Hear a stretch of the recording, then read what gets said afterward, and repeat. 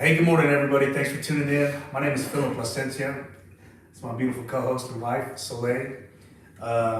We are Bags and Bottles, and excited today about our guest. I'll get into that in a minute. First of all, I just want to, again, thank you guys for tuning in. I want to share with you our vision and our mission statement for this podcast and for this space. Just want to be able to utilize this platform to be able to touch some lives, man. So I'll just jump into it. So we want to create a space for anyone and everyone that may be battling alcoholism and or addiction by offering solutions and resources to overcome this disease. We promote sober living as normal living. All right, so our mission statement here at Bags and Bottles is to use our platform dedicated to shedding light on the complexities of addiction and the transformative power of recovery. We offer a space for real stories, honest conversations, and practical advice, creating a resource for those in recovery and those seeking it to feel seen, heard, and supported. By sharing diverse experiences and expert perspectives, we strive to inspire hope, break stigma, and empower individuals to take the first step toward lasting sobriety. All right, so what we're going to do is we're going to go through some questions. We're going to get to know our guest. We'll introduce them here in a second. I want to hand it over to my wife, Soleil. You got anything for the people? Today we're shooting at our Airbnb. We just got this banner made. Super excited about that. It's called Elite Tent and Wrap here in town. So Yeah, shout out to those guys. they did that in 3 days. Landon Mendez, Mikey Pierce, and Trey. Yeah. Right? Thank you guys. We love the banner. No, I think I'm good. No, you're good. Ready to Well, get hold on. I want to introduce my friend Steven. He's our guest. Steven and I have been boys for. He's not just a guest. He's. I don't say this lightly. Like, I only have a few friends, right? Steven's one of those friends, and we've been through some stuff, man, and we've been through some good times. We've been through some bad times, but through it all, we've grown together as friends. We've grown together as fathers, and it's amazing to see. He's actually inspired me to get on my road to recovery, and so I'm just really excited to hear his story. Yeah. How long have we been knowing each other, man? About 17, 18 years, something like that? I think Jackson and Judah were like 6. 6, and they're about to be. Wow. They're about to be 20. Judah's going to be 20 next week. We were just on WhatsApp this morning. Jackson will be 20 in April. Crazy, man. Yeah, y'all old. We all. Yeah. What is that? Over 13 years? 14 years? 14 years, yeah. It's a long Go time. way back. Way back, man. We've been through baseball together with the kids, football together, church. Yeah, man, it's Worked together for a little bit. we worked together. That's right, man. I remember that, dude. I remember I was going to college, and you called me out of the blue. Was like, man.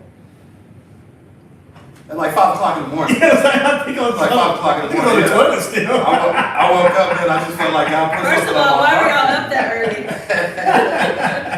early? So you want a sales job? And I don't think I've ever had a real sales job at the time. I was like, man, I don't know. I'm open to whatever, and ended up being there for 2 or 3 years, man. It's a good little gig. Remember that? You came in. It ran its course. But it was a good little. It ran its course, yeah, for sure. Met some good people, but no, it was good stuff.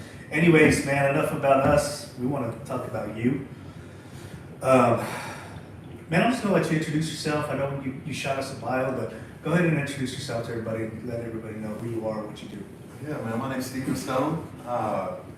Born and raised here in Lubbock, Texas. Started my family in Florida, but there's something about your native land drew me back here. Yeah, man, I just had a crazy journey. I've got 4 kids. My oldest is a boy, and then I've got 3 girls. So my kids are 19, 17, 6, and 4. That's what he got. Which is crazy. Yeah, as far as professionally, I've always been in sales of some sort. I work for an industrial supply, like industrial equipment and supply company now. My side hustle, I officiate basketball and do that year round. Have a girlfriend named Stephanie that I adore. Just a tremendous blessing and just proof that things can be torn down, I guess, Yeah. as a result of so many of my choices and active addiction and all that. But man, We're excited to hear it. God is just so faithful to me, and she's one of the examples of restoration. That's dope, man. Where'd y'all meet? Slid in her DMs. Oh, yeah? Okay. I guess that's the new norm now. Is she from Lubbock? Yeah, well, she's from Fort Worth originally. Okay. I've been here for a while, and yeah, I slid in her DMs. And Shout out. She opened Shout out it immediately. Stephanie. She opened it immediately. Or Uh, they sit there for like 3 weeks. pretty immediately, but yeah, I had to work at it for a little bit. Our first date was we met each other once, maybe twice in person, just real briefly, and we went to a concert in Dallas. We knew it was on and popping after that. Nice. That's what's up, bro. That's awesome. Well, cool, man. We're gonna jump into some questions and dive deep and get to know you a little bit better. Well, we already know you, but some folks out there. So, go ahead, Mom. So anything that you don't want to answer, you can just say, I don't want to answer that. Man, I'm an open book. Yeah, I'm an open book. We have quite a few, and we've noticed that they take up the whole discussion. But Hold on, before you start that, I want to tell y'all something real quick. Go ahead. I love what y'all are doing. I love y'all are doing it together. I'm a part of a recovery program, and part of that, which is common sense, but it's even in our literature that says, when we're in active addiction, we're like a tornado roaring through the lives oh yeah, of our friends and our family and our loved ones, and so like tip of the hat to you that you're one to jump in the journey as well, don't make me cry on YouTube. Steve. and see him for who he is, and there's another portion that talks about,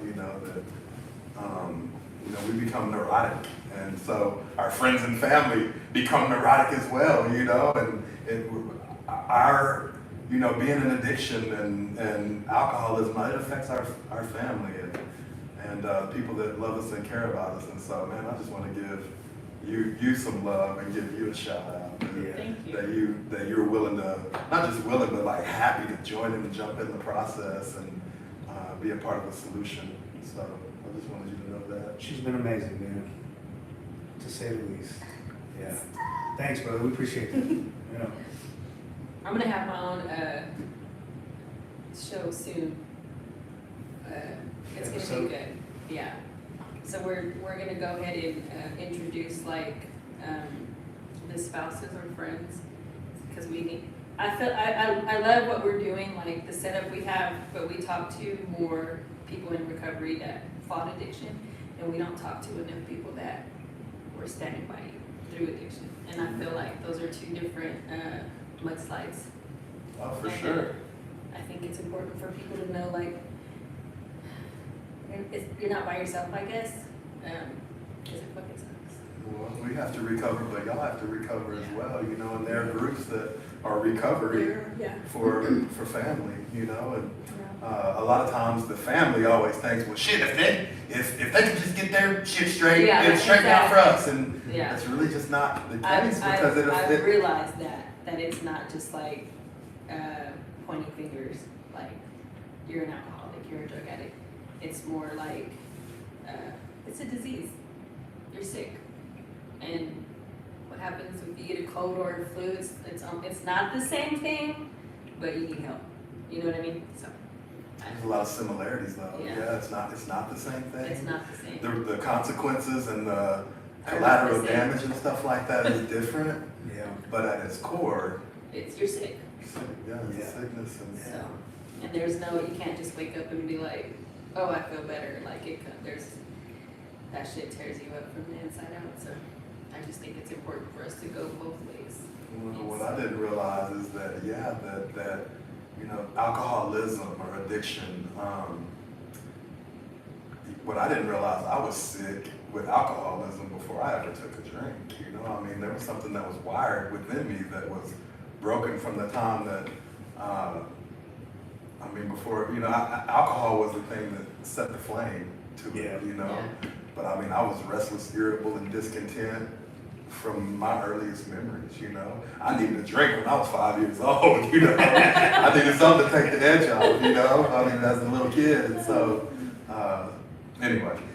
I remember one time, you know, you and I, we have had a ton of conversations, and one of my times where I was just down and out, Steven's like one of my go-to guys when I'm going through some shit, and so, I don't remember exactly the context, but I think I told you somewhere along the line where, man, you're so strong, I'm proud of you, you're doing great, and you're like, dude, I'm not strong, I'm weak. And that hit me, dude, because like I used to have that mindset where I used to think I was a strong person, but I'm not. I'm infected with a disease, and it makes me weak and vulnerable. And so I say all that because the moment we, for me, think that I can get up on my pedestal and be like, look at me, I'm strong, that's when I'm weak, because I want, Like you're putting on a facade, or like not a facade, but like I want to award myself for being strong, and that came by way of alcohol and cocaine for me before. Like, oh, I'm doing great. I'm gonna have a drink, and I can't ever just have a drink and not have a lump. It goes hand in hand. So then begins the cycle of that disease taking control of my life because I thought I was strong. Yeah, So man. you remember saying that to me? I do. Yeah, it was profound, bro. I do, man. You know what's crazy? It's like I've always been able to perform well when I'm pressed. You know, when something with the law or I got a woman saying, if you don't quit, I'm gonna do. Like when my back is against the When wall, your I've back's always against been the able wall. to perform. Yeah. You know, but it's in those moments where life starts smoothing out. You know, and work Right. is going well. Yeah. And all of a sudden, I start feeling like I got a little strength. I can handle this. You know, the great mental obsession of every alcoholic is someday, somehow, I'm going to be able to control and enjoy my drinking. You know, Yeah. I mean, that's what our literature said. I mean, that's the Yeah. great obsession of every one of us is someday, somehow, I'm going to be able to handle this shit. You know, and that when I'm pressed and my back is against the wall, that's never a question. But when life smooths out and the sun's shining again and the birds are chirping again, you know, and I got a little time under my belt, that's when I become obsessed with. I think I can handle this, you know, and and still be like this. Yeah. Yeah. Man, we can be here all day.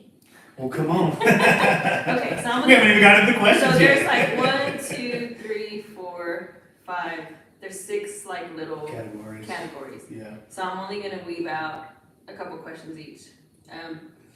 So let's say our first one's gonna be on addiction. Can you describe the moment when you first realized you had an addiction or were an alcoholic? What did that moment feel like for you?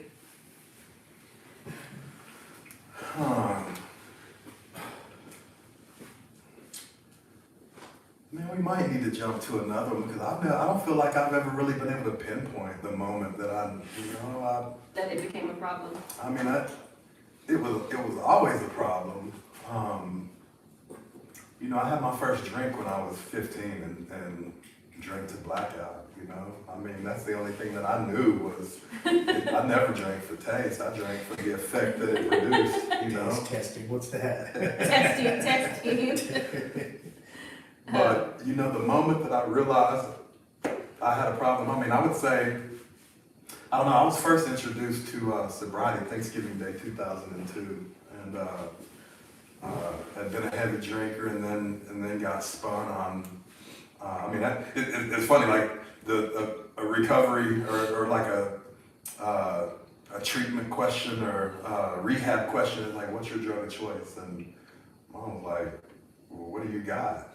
You know, I mean, like anything that changed the way I felt, you know. Put my hands on. But what, Yeah. but what what ended up having the greatest negative impact in my life was ice, you know. And I had done one line of cocaine one time, and I don't even know if it affected me, you know. I guess it did, but a couple of months later, I was around a group of kids. I mean, I guess we were kids, 19, 20 years old, and they had this stuff out on the table, and I was like, what's that? They're like, oh, have you ever done coke? And I'm like, yeah, I have, you know. And One time. One time, you know. Yeah. And they're like, oh, it's kind of like Coke, but way stronger. And I was like, oh, sign me up, you know. And Steroids. next thing you know, I went on a pretty long, pretty long run, you know. So the negative, the thing that had the greatest negative impact in my life was ice, you know. And I wasn't that stereotypical type person that, Yeah. I hate to say that. That almost sounds, I don't like the way that sounded, because there's no address on it, you know. Yeah. But Thanksgiving Day 2002, like, yeah, I had tried to quit, you know. I went to the hospital one time because I had been up for several days and was in psychosis and thought I was having a heart attack, and went to the hospital. You know, my parents had to come pick me up from the hospital, and I was done. You know, I knew that I was done. I can't do this. I can't do this shit anymore. And they picked me up about 10 o'clock in the morning, and about 10 o'clock that night, I was trying to get on the phone and score again. You know? Really? And so, Yeah.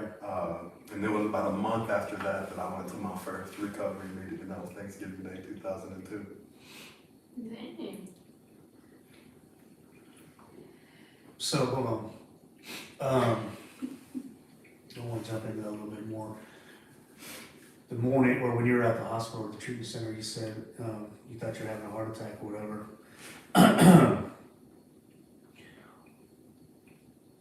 Was it fear of your health? Was it fear of failure? What was it that was like, I'm done? Like, were you scared that you were actually being detrimental to your health? Were you scared that what was it when you decided, okay, like, I'm done? What was that? Oh yeah, fear of health. Fear of health? Yeah. And you were how old at the I time? thought I was gonna die, like 22 maybe. That's young. That's Yeah, I young. thought I was gonna die that night. Yeah. Fear of the negative ramifications with my family. Yeah. But that's the thing. I mean, it was like I was saying, I was done. Yeah. But literally less than 12 hours You later, were ready. I was getting high again. Right. And so Yeah. the problem, I didn't have a solution. The reason why I ask that, man, is because, you know, there are times when we go through those periods where we're like, you know, maybe you're up a couple days, 3 days, or you're on an alcohol binge for 7 days, and the drugs just aren't working no more, and they're taking its negative effect, and just your body's shutting down. We feel so shitty at the moment. We're like, I never want to do this drug again, or I never want to take another. Like when you're hungover, what do people say? Or like when you're 17. What do people say when they're hungover? I'm never drinking Never gonna again. drink again. Because that's just like you don't want to feel like that. But when you sober up and your body recovers, you still have something in the back of your brain is just like, I can't wait to get high again. I can't wait to drink again. And so for me, when I was like decided that I would need to recover, like it was so deep, like it was just a lot of it.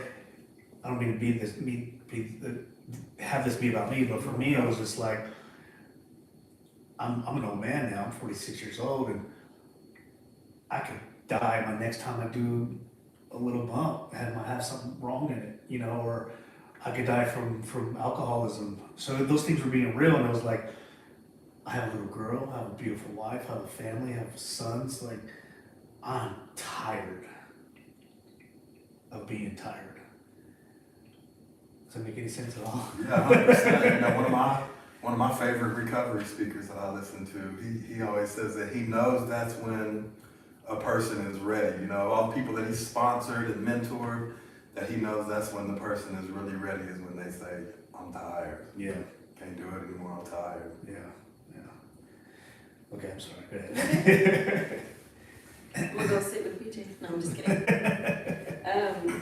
In your experience, how does alcoholism or addiction change a person's sense of identity? And how does it impact your relationship with your family, friends, and colleagues? Yeah, how does it change your identity? Really, if I'm being completely honest, it gave me an identity. You know, I was adopted as a newborn by a wonderful family. Most country white folks that you ever saw. You know, I grew up out in the country with some country white folks. You know, most of my best friends were Mexican. I played on an all-black football team. youth football. I'm half black, half, those things now are huge blessings to me, you know, that I feel like I'm a chameleon, but for most of my life, I had no identity. And what alcohol did for me, I mean, I was constantly in turmoil on the inside, you know, and, you know, our literature talks about that, that once I took a drink, it gave me that sense of peace and comfort, you know, and so the reality is that alcohol helped give me an identity. And alcohol was a tremendous, I mean, you know, it's weird to say, and it may not, unless you understand, you may not get this, you know, but alcohol was a tremendous blessing to me. I mean, I was scared and fearful and insecure, and you know, I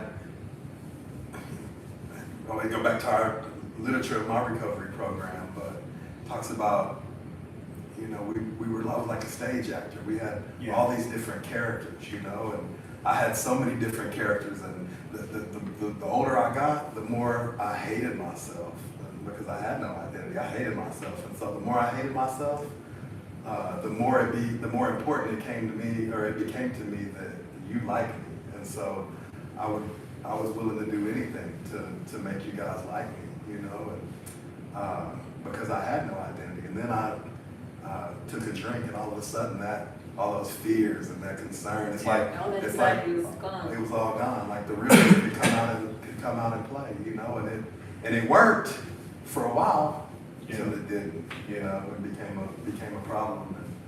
And the second part of your question was, how did it affect family and friends? You know, like we talked about a few minutes ago, you know, that we're like a tornado roaring through the lives of others. You know, the fear that so many of my family members stayed in, wondering if I was okay. You know, when I was 21, we were out partying one night, then a blackout, got in a fight. Me and two of my buddies got stabbed, and I barely made it. You know, and so my parents woke up to a knock on the door at 3 o'clock in the morning from one of my buddies that was stabbing me, letting them know that, you know, we were in the hospital. Now that you're older, do you kind of think back and like, Yeah, I mean, well now, especially now that I have kids, wondering what it would be like to, I mean, that's like I try not to live by fear, but I mean, the truth is one of my greatest fears is that my kids will go through some of the things that I went through, because I can't imagine. I think we talk about that a lot too. Yeah. With the boys getting bigger, we're like, it's scary being a parent. I think, and you know, I think it's a different time now. I don't know, when we grew up, times were different. Kids are just different nowadays. I say kids, but like young men nowadays, you know. But thank God, thankfully, I think we've done a good enough job to keep our kids involved in stuff when it comes to sports, family, God, of course, you know, having that relationship with God.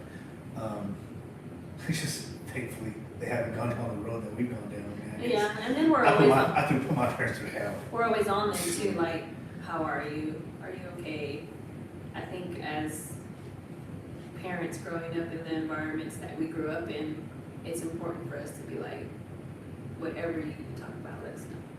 Whether it's drugs, sex, anything.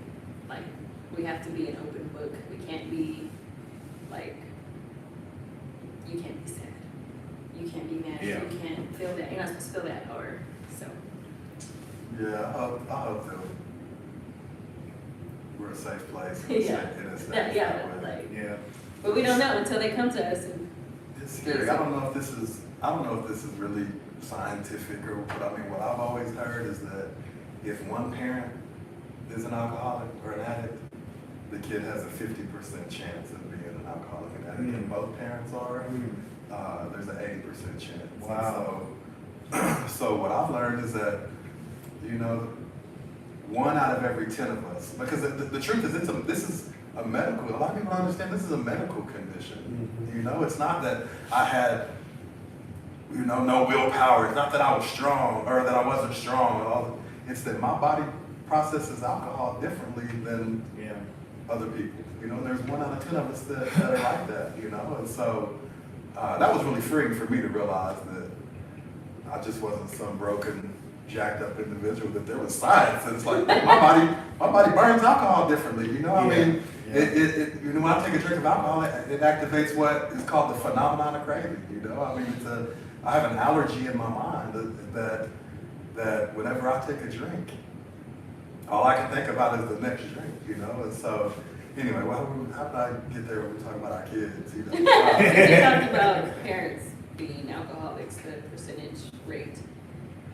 yeah. So I think that's the scary thing for me. I guess is that I think that they're going to experiment. You know, I think our kids are going to experiment. You know,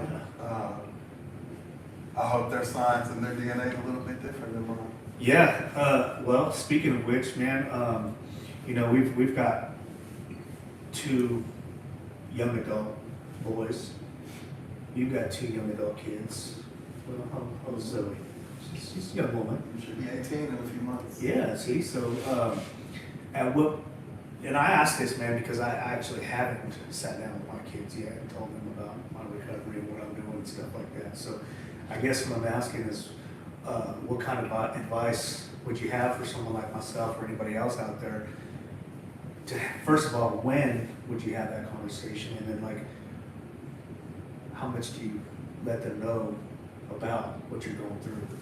You know what I mean? Like, hey, this is what it looks like, this is what I'm suffering from, these are the steps I'm taking. You know, being an open book with your kids, if you even advise to do that. You know what I'm saying?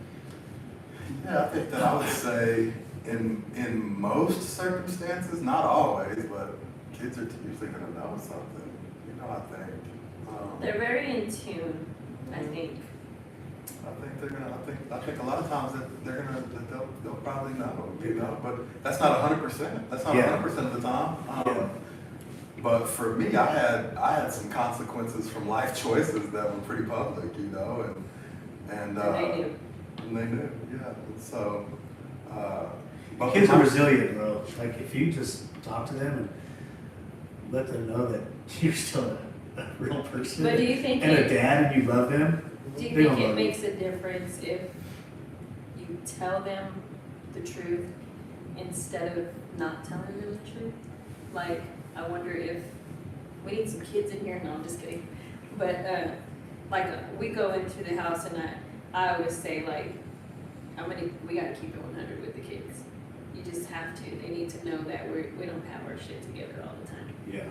And because then they'll walk around thinking that they have to have their shit together all the time. Yeah. I 100% agree. I think conversations are always going to be age specific. You know, I mean, there's a whole different conversation that you're going to have with the 18-year-old and the 10-year-old. You know? Sure. And so I think conversations are age specific, but I'm an open book with my older kids. Yeah, they've been to recovery meetings with me. Really? And stuff. Yeah, That's cool. Do you feel like that relationship has grown immensely. with the kids?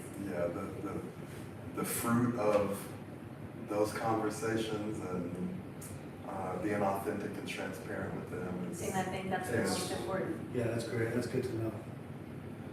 That is good to know. That is good. Yeah. Okay. How did you deal with triggers and cravings, especially in your early stages of sobriety? First of all, how long have you been sober? March 3rd will be 2 years. Nice. This time, not my first sobriety day. I wish I could say that it was. And the truth is, it could have been. Like, there was a solution all along, you know? Which for me, were the 12 steps of recovery. But my problem was, is like my just like so many of us, I mean, my ego and, you know, my ego has been the death of me over and over. You know, I would get involved in, you know, get involved in a program and very quickly start to think that I knew more than the people that have been there, you know. And so next thing you know, let me start teaching y'all. You know? And you know, there's 12, you know, for my program, there's 12 steps, and And so I wouldn't complete the work, you know. Recovery, one thing that I've learned is that recovery it's an actionable, I mean, it takes action, you know. Our literature talks about that what we lacked was lack of power. And for me, I would jump in somewhere and start getting all this knowledge, you know, and start thinking I really knew something, you know, but knowledge took me right back out drinking, you know. But what I was lacking was power, and I gained that power through completing the 12 steps of recovery and working with others. What was your question? I forgot. You can read it again. Yeah, read it again. Where is it? I don't remember. Oh, how did you deal triggers. with triggers? How did you deal with triggers and cravings? Was that hard in the beginning? Is it still hard sometimes? You know, what I believe, I don't believe in triggers anymore. Because the truth is that we recover, and you know, maybe in very, very early recovery, there may have been some triggers, I guess, but like one of the benefits of being recovered is that there is no such thing as a trigger anymore. It talks about we become placed in a position of neutrality, which means I'm back to square one. I'm back even now. I've been, you know, transformed in such a way that I can be around, you know, be around someone drinking and be in certain environments. I mean, it took a little bit to get there, but my experience has been that triggers are almost like a crutch, kinda. Or a scapegoat. Like A scapegoat, you know? Yeah. There's a trigger, like, oh, I gotta stay away from this trigger, and Yeah. I get it. Yeah. I get it, I really do. But that's, you know, one of the greatest benefits of recovering is that there's really not anything that can trigger me because I'm whole. That's good.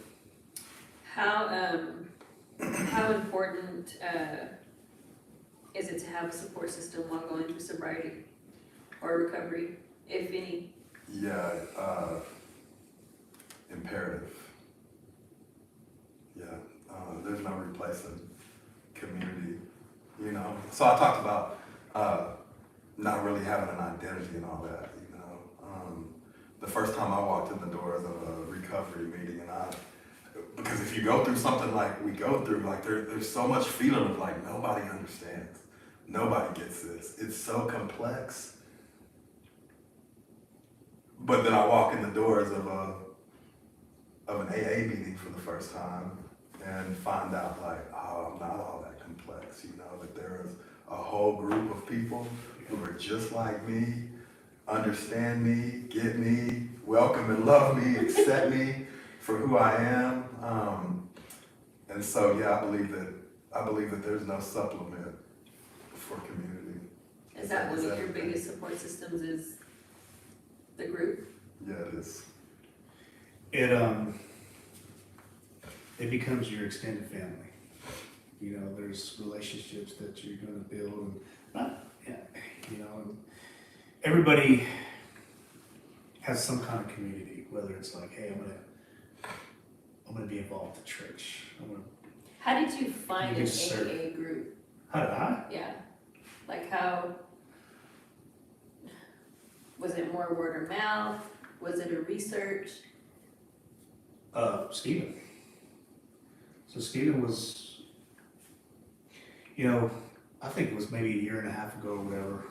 I think it was, might have been going through something, I don't know. And I just asked him how he's been and what he's doing. And so you hear about AA, but you don't really know about AA, right? So what's crazy is, I'm kind of bouncing around. The group that I go to, it's a Southwest group here in Lubbock, it's on 66th Street. We used to live in that neighborhood. Check this out, bro. I remember driving by that group. Probably when they got dismissed or when it was time to go, because they were outside. Yeah, it was outside smoking, kind of, you know, talking afterwards. I remember driving by, looking at those people and be like, what is that? At first we were like, what is that? yeah, what is that? Then I see the sign that says, you know, whatever. I'm like, that's Alcoholics Anonymous. And so I think there's a stigma that people have that's like, okay, that's just a bunch of people sitting in a room talking about their feelings. Like, ooh, look at me, I'm an alcoholic. So super judgmental, right? Like, look at these softies talking about their feelings. Well, it's crazy how life works because that's my home group and I love those people, bro. Like, it's crazy. I told this story too to my people. I'm like, man, you guys have, anytime you start a new program, you meet a bunch of new people, like there's social anxiety, there's downright fear. What do these people think of me? What do I think of them? Should I talk? Should I not talk? How are they going to accept me? How am I going to accept them? You know what I'm saying? But I can tell you 100%, every person that I've approached over there has been super approachable and very receptive to anything that I've ever had to say. And I haven't even been going there that long, man. So when you walk into an AA meeting, what advice can you give to people like that are thinking about attending an AA meeting? Like, do they have to have an open mind when they go in there? Or Yeah, I need think to be I think you need to have an open mind because, again, like that wall kind of just. I thought I was the smartest guy in the world. I thought I had my shit figured out. When I didn't, I don't. I've tried my way for so long, and look where it got me, right? So you have to go in there with an open mind, right? And then you have to go in there with some courage, man. You got to be courageous and be like, okay, look, I'm ready to try something new because what I've been trying so far hasn't been working. So to answer your question, Stephen brought up, hey, I'm doing good. I'm in recovery. I'm going to go to AA, this, that, and the other. And at the time, I was like, okay, he's going to AA. That's cool, but didn't really look into it or research it. So like recently, past, I'd say 3 months ago, when we were talking, I started asking him questions about, hey, where do you go? Like, where do you even find? And he told me, Google it. You'll find houses and homes and groups all over town. That's exactly what I did. I started Googling, and then just got plugged in, man. Yeah, this conversation is it's just crazy. It's a full circle kind of, not to imply that we've arrived or anything like that. Because really, like, man, I'm still a baby. I'm a baby in so many ways, but this whole conversation is, I've hoped for recovery for Phil for a lot of years, and but one thing that's a really common trait with alcoholics and addicts is you ain't about to tell me shit. If you try to tell me something, I might know it may be right, but I'm gonna do the opposite because you ain't about to tell me something. Who the hell are you to tell me, right? Huh? Who the hell are you to tell me? So this is good, and I want to jump into this too, man. I'm glad you brought that up. Yeah. Well, here's the thing though. Like Stephen just said something though that I felt towards other buddies of mine. You wanted to help me recover for years. Didn't know how to bring that up. So I'm in the same boat. I've got buddies that I don't really care about and love, and they drink. And so like, how do you because you never approached me really. It was just kind of like God's timing is perfect, man. And so I knew you were going through something. So then I reached out to you, and you never. So how do you go about without stepping on somebody's toes? Like you're better than me type. Yeah, because I never want to come off as that. I say lead by example, and I hope I do. But if I really want to like hit it on the head, how do I help somebody out?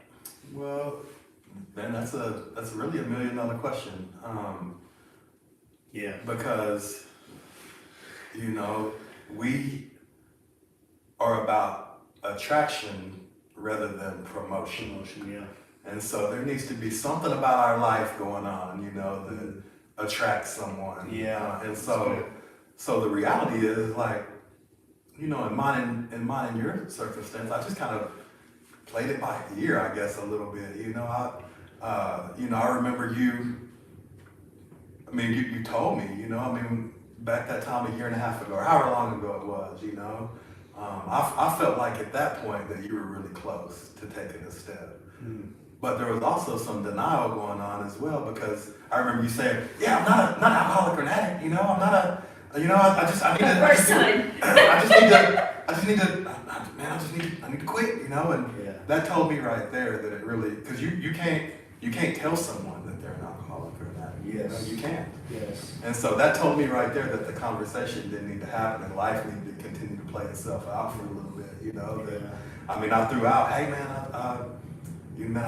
I'm in recovery, man, you know, and it's good. But I just was able to tell that. But just by saying that, a little seed was planted. And yeah, no, that's good. That's good to know. And she would tell me too. That she'd be graceful at times. She'd be like, "Do you think you're drinking a little too much?" No, I'm not. I take care of my business. I go to work every day. I pay my bills. He justified it all the time. Right. And That's what we do. That's what we do. And there'd even be times where she'd be like, "Bro, you're an alcoholic." He gets so mad. So, I mean, I never, like, you know, I think we talked about this too, in our community, you know, we don't say we're alcoholics because we look down upon you as being weak, you know, and so I remember my first AA meeting, I was like, "Hey, Philip, I'm an alcoholic," and I'm like, I never thought I would say that out loud, ever, because I cared about people, what they thought about me. And it's just like, we talk about this all the time now, it's backwards thinking, man.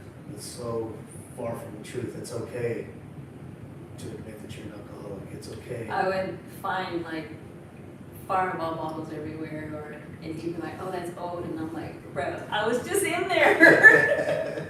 She'd walk into it. I'm like, "Did you "Fucking drink?" stinks in here." Yeah. I took one beer. I'm like, "That was not a beer. That was a whiskey." I know the difference. It's a saying, I've never just drank one beer.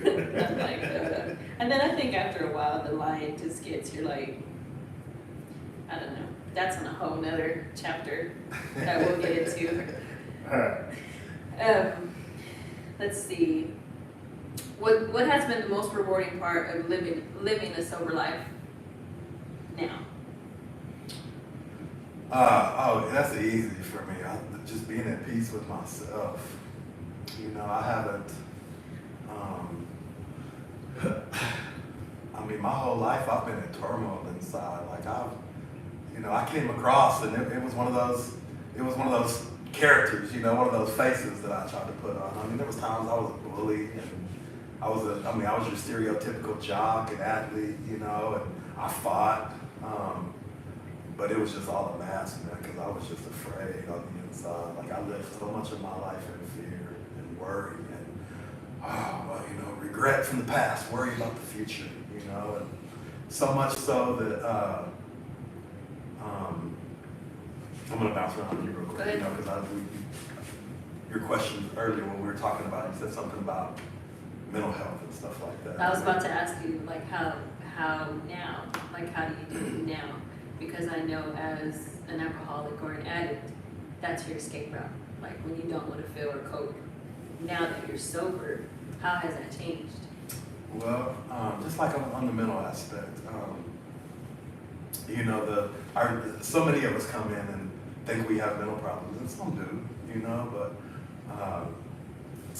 our recovery literature talks about we tried everything: psychiatrists, counselors, therapists, psychologists. I mean, we tried everything. I mean, in 2015, I was diagnosed with bipolar, and I was taking hardcore bipolar medication, you know, and for like 2 or 3 years, it just kept getting sicker and sicker. And the more sick I got, the more drugs and alcohol I needed to try to feel normal again, you know. And but all along, it was untreated alcoholism. I wasn't mentally ill, and there was probably.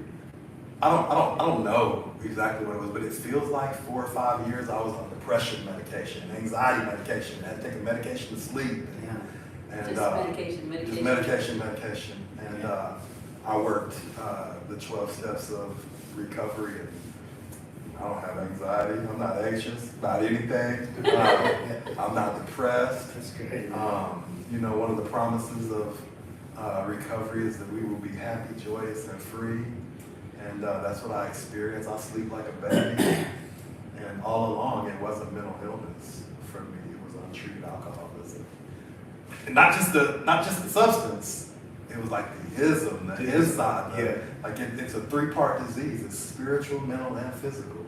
And all three got to be treated, you know? Yeah, And not just one. And that's what, for me, that's what the recovery steps did, was treat all, most importantly, the spiritual, what was going on the inside of me. This is good. This is really good. Good. How has your self-compassion changed towards people who are addicts or alcoholics or are just starting their sobriety journey? Has it changed at all? Well, compassion had to start with myself, you know. I've always been my own worst critic, extremely hard on myself. I mean, I beat the shit out of myself. And so once I realized that there's a reason why I am the way that I am, I was able to have compassion, you know, that I Towards wasn't other people. a brokenness, you know. I was able to give myself compassion. And so, yeah, I get it with other people, you know. I have compassion for the addict and alcoholic, and I have compassion for you, you know, the family members. And I just get it. Yeah, I think that changes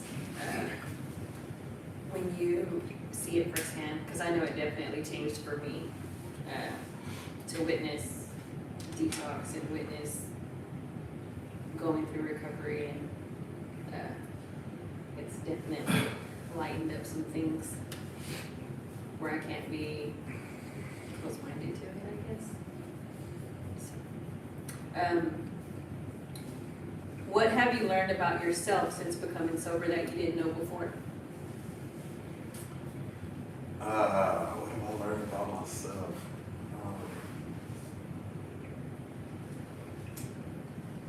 I think by nature that I have a tendency to be a patient person, not necessarily a confrontational person. You know, one of my trademarks was confrontation. So, you know, I felt like it was my job to get everybody right. If the whole world would just Listen, if the whole world would just listen, you know, this world would be a better place, you know. But, you know, I told Philip the other day, one of the most enlightening things for me, Soleil, is like my whole life I've either felt like I was the shit or a piece of shit. And I lived my life from one of those two places, and both are toxic, you know? But also, both aren't true. That's not neither one of those are true.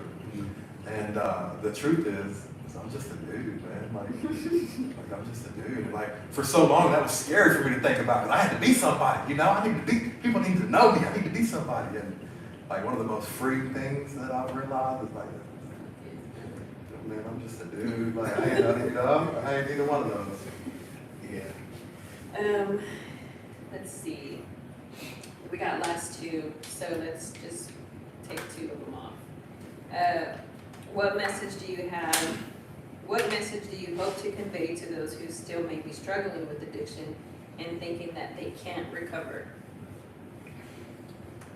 No matter how deep or far that you think you are, we do recover. You know, there's always hope. You don't have to live that way. I understand why you do. Yeah. You know, I understand why you do. Life is hard. Life is crazy. I mean, we're wired a little bit different than a lot of people.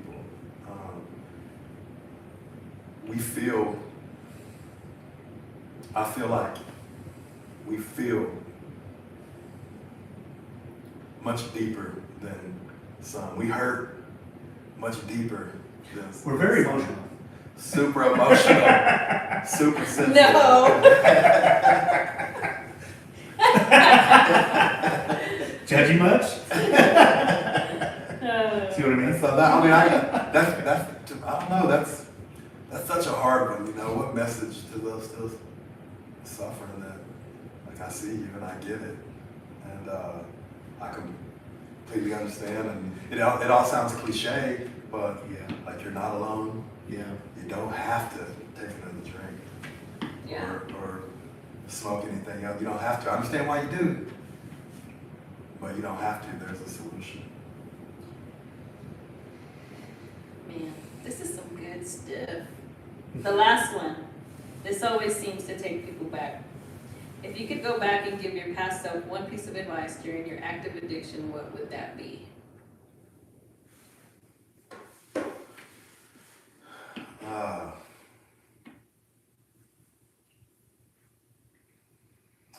If I could give myself one piece of advice in active addiction, You, who you are now. yeah, it would be, and take some guidance from others.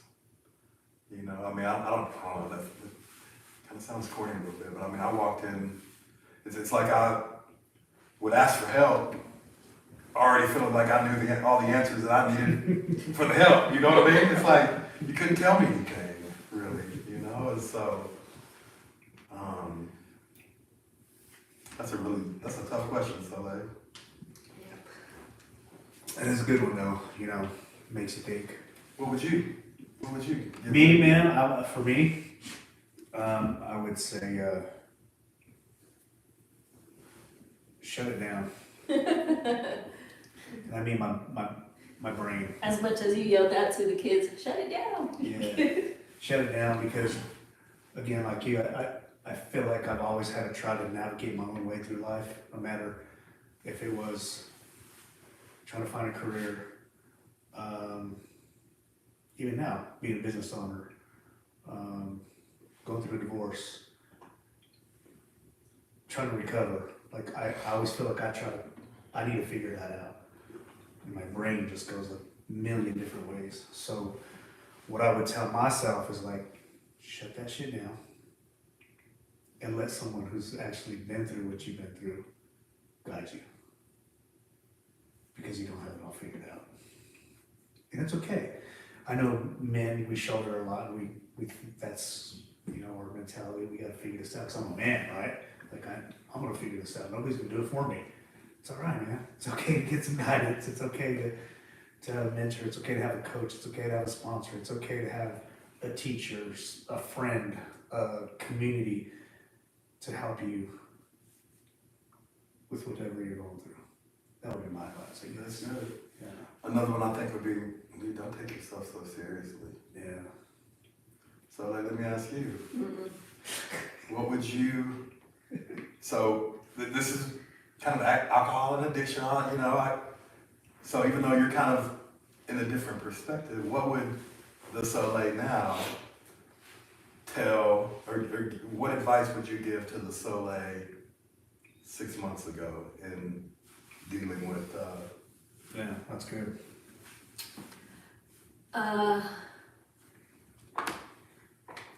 I've never been like a super pushy person. And I think that's hard to do when you're dealing with someone in active addiction.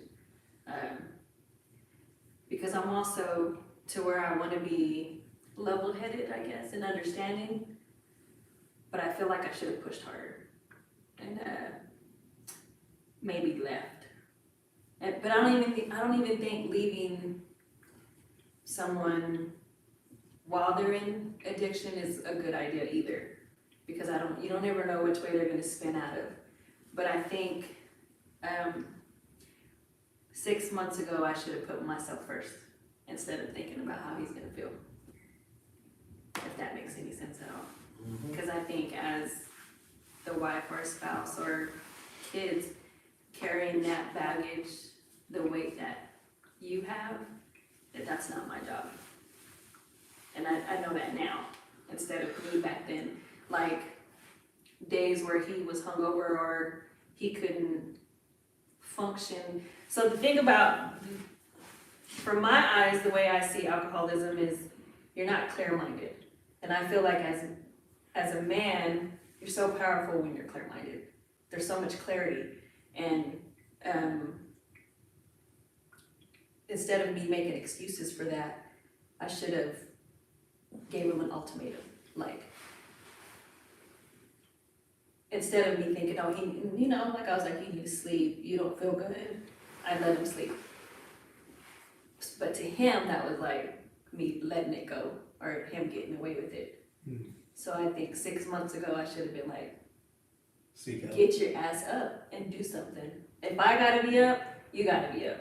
So I think I should have just put myself first back then, Well, instead of trying to sugarcoat it, I guess, and pretend it wasn't there. like our first step is came to believe that we were powerless over alcohol and that our lives would become unmanageable.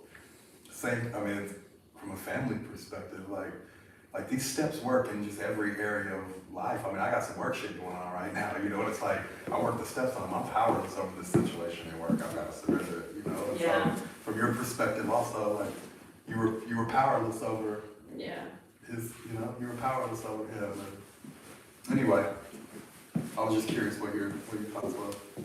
So now that, I do have a question for both of you though. Yes, Now ma'am. that you guys are going through recovery, how do you deal with those stresses now that you're able to feel everything? Like, you're able to take in the small things, you're able to feel the small things, you're able to feel and see what it did to your family, to your kids, to your spouses, to your job, to your friends. Like, how is it firsthand witnessing that? Like, now that you get to sit back and that clarity's there. Because you can't just get in, you can just get in the car and leave and go to the bar and put it on the back burner. But now that you're sober, how do you How do we deal with the everyday stuff? Yeah. Well, Like, have you had to learn how to cope with those things? Like, that's part of it, but I mean, you know, like I just said, like our steps are applicable in everyday life, and so for me, the objective is to take a moral inventory every day. I don't do it every day. I'll be a lot healthier if I did take inventory every day, inventory my day. Did I harbor any resentments, or did I develop any resentments throughout the day? If I did, I need to deal with those resentments.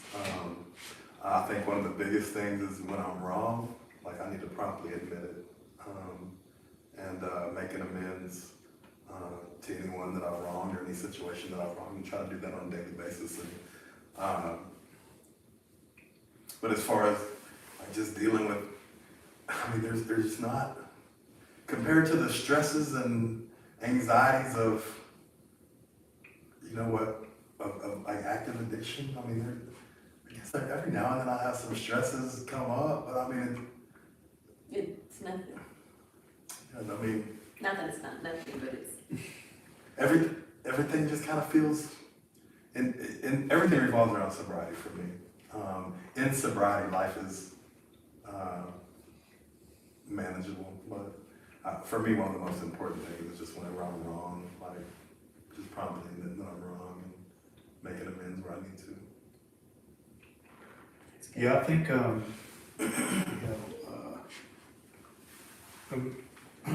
well, for me at least, like, speaking from experience, but I feel like for most people, you're always going to be able to navigate through life, make decisions better with a clear mind, mental clarity, and for me, that's sobriety. Being sober, having mental clarity, I feel like, don't get me wrong, I'm still, I'm still weak, I still have my issues, but I think I can operate better as a person when I'm sober, and then I just see life through a different lens